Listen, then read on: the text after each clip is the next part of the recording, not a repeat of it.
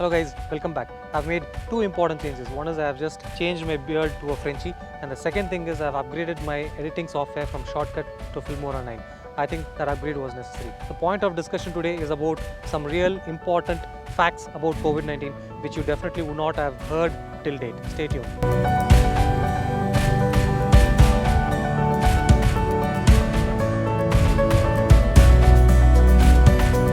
Every morning when you wake up fresh, you think of a positive day ahead, you get up dressed nicely and you get to work. But when you get to work, you have to see a lot of COVID patients.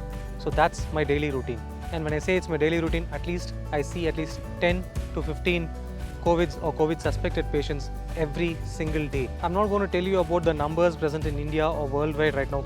All of you are well aware of those particular numbers. And obviously you know the precautions that you're supposed to take: social distancing, face mask, stay home, stay safe. All these things you have definitely heard. And you definitely must be knowing the recovery rate for COVID-19 is definitely good, despite the rate of spread, the rate of people it can infect, that one person can infect at least 2.5 persons. Despite that, do you still think you have COVID-19 or not?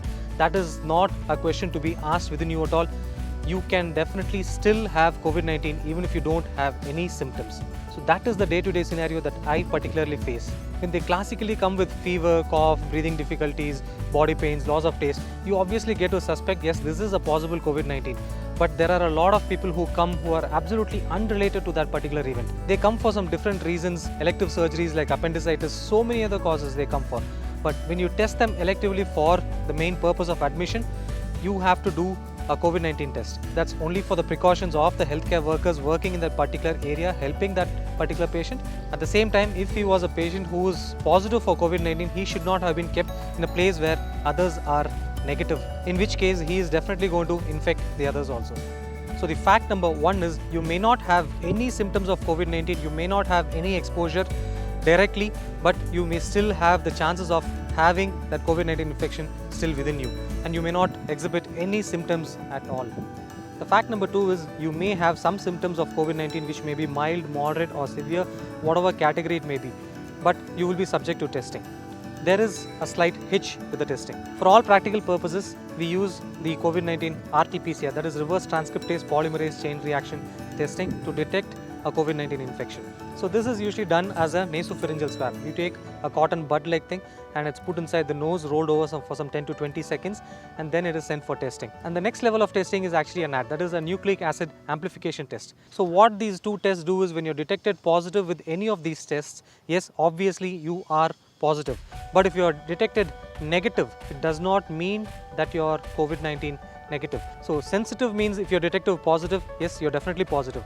And specific means if you're detected negative, you're negative. So that is what I'm saying. Sensitivity is very high. If you're detected positive, you're obviously positive. But the specificity is not that high. So if you're detected negative, you may still carry the COVID infection. So what they do is the next level of test is to confirm with a CT scan of the chest. So the CT scan can actually show various abnormalities starting from some ground glass opacities to some multilobular involvement. So this infection on a CT scan can be graded from mild, moderate to severe. So a lot of grading scales have been used according to the CT to detect if you are actually suspected to be a COVID-19. So this happened in many of the hospitals where many patients have claimed that they have come out to be negative in testing, but still the doctors or the hospital have kept them and treated as a COVID-19. The reason is because their CT scan has exhibited certain changes. Yes, it is still positive for a COVID-19 and you need to be considered and treated as a patient of COVID-19. The fact number three is, do you think you can still spread an infection even if you're asymptomatic? The answer is yes. You don't have any symptoms and obviously you're not going to get tested for COVID-19, but still you might be an effective carrier of that particular COVID-19. So it's still important that you maintain that social distance, wear a mask and always use a hand rub solution wherever and whenever you go. The time has just begun now. Now the fact number four is actually who is actually exposed maximum to COVID-19 patients. It is actually the healthcare workers. Earlier 6 months back when the COVID-19 infection was just starting over in India, I wouldn't say the healthcare workers were actually the exposed most. It was the social workers who were cleaning up the roads, who were doing all the dirty job for all of us. They were wandering around everywhere when we were all sitting at home. But for the current day scenario, it is the healthcare workers, the doctors, the nurses, and everybody belonging to the hospital. They are at the maximum risk. Almost 50% of the people who walk into the hospital are apparently turning out to be COVID positive. Irrespective of whether they have symptoms or not, they are just turning out to be COVID positive. I work in an ER where people just walk in and walk out, and still you cannot have a blind eye thinking he would be a suspect, he would be positive, he would not be positive. We can never predict anything like that. So most of the time we remain protected. But always I carry a fear along with me. If I am exposed accidentally, I carry back this virus home where my kid, my family members, my parents, my wife, everybody are there, and I'm going to expose all of them to that particular infection, and I would definitely feel guilty for it. When I don't want to feel guilty for it, definitely I would want to reach out to you to ask you to still stay safe, stay home, wear your protective masks, use your hand sanitizers, keep your social distancing intact. Because the lockdown is over, I see a lot of people, just because the rules are over, nobody is actually wearing masks. Please do not do that mistake. Everybody still wear a mask, still keep that distance. This is the same advice that everybody has given you 6 months back, but I think this is the right time that you should be strictly and seriously following it.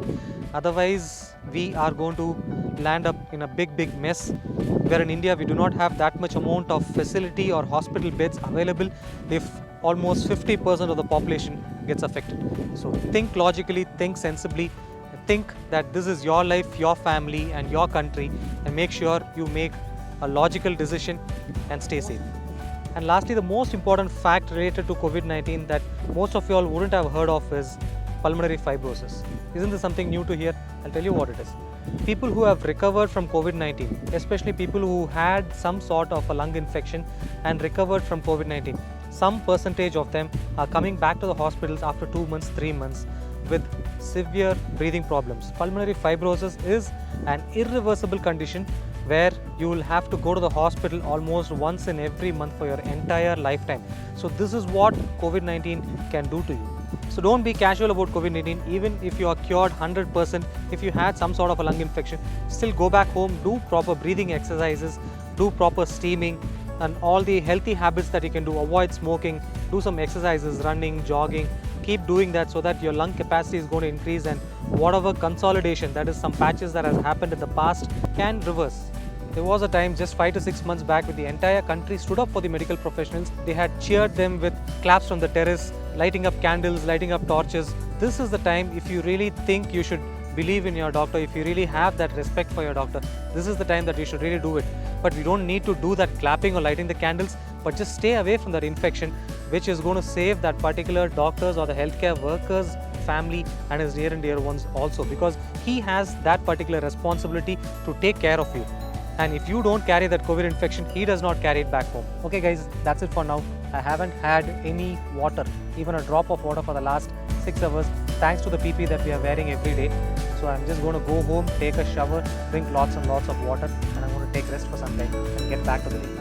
See you in my next video.